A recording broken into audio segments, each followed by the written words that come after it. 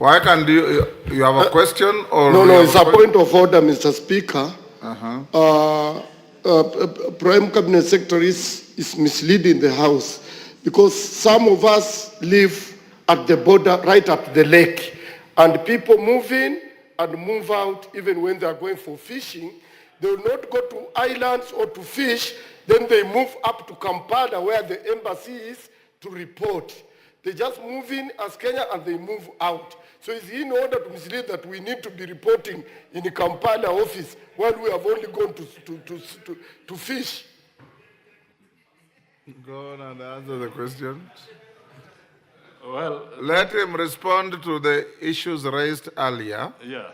And those of you who have issues, I know Undo, I'm sure you are tied to Wanjala with the lake and fish. Yes. Let him finish answering the earlier questions. Thank you, Mr. Speaker. I just wanted to say that in certain instances, some of these Kenyans who go don't even inform some of their own family members when they're leaving. So we can only encourage that communication is important when this movement between the various countries is being done. However, with regard to the East African community, we are a regional bloc, and we allow for free movement across the border. And as I did indicate, when I say that it is good to notify, there would be special circumstances when you notify. But really, when you're doing your own business, normal trade, I do agree with the Honorable Wanjala, it may not necessarily call for notification in that sense. But this is in the sense that in the event somebody is going to overstay in a country, and maybe there could be some issues that require intervention.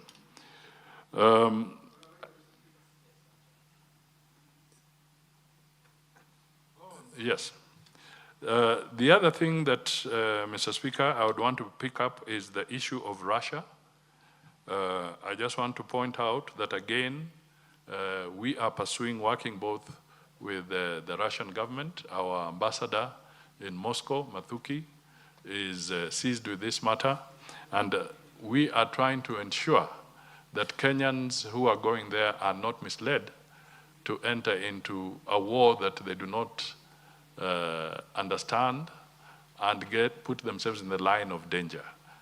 We have also engaged, in fact, President Ruto has even engaged with Zelensky for some of the Kenyans who were arrested or caught in this particular act of conflict and now are prisoners of war. So the government of Kenya is in negotiations to try and secure the release of some of these Kenyans who went to these front lines.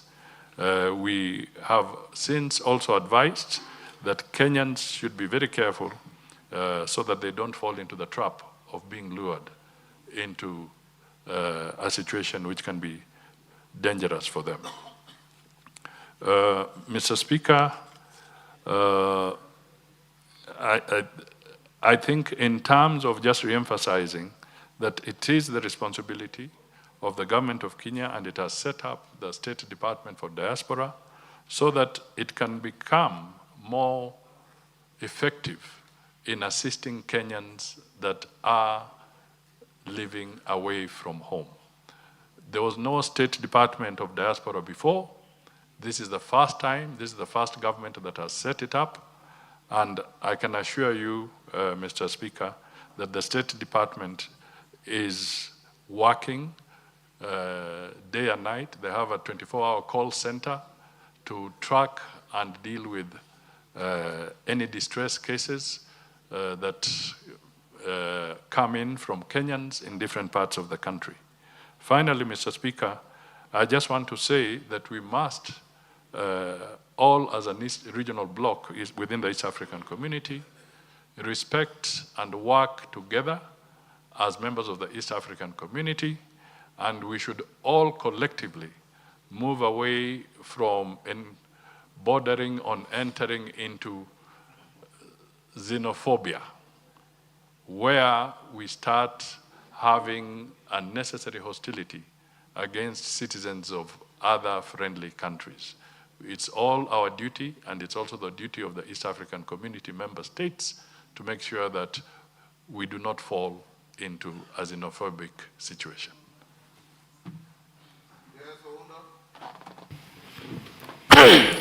Thank you, Honorable Speaker.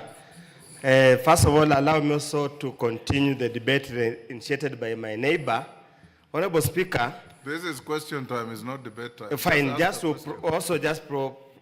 present the same question, yes, that to the Cabinet Secretary, Prime Cabinet Secretary, on the issue of families that strayed across the borders. What efforts is the government doing to ensure that other countries, friendly countries, neighboring countries, accord them the same treatment that we do when they cross over to this part of the country? Secondly, Prime Cabinet Secretary, through you, Speaker, there has been a lot of cases where foreigners seeking refugees in Kenya, running away from persecution or prosecution from their country, are abducted in this country and taken back to their country for prosecution without following proper process of extradition. What efforts, what measures is the government doing to stop that unfriendly and unacceptable behavior? Thank you. Yes, Russell. Thank you very much, Honorable Speaker.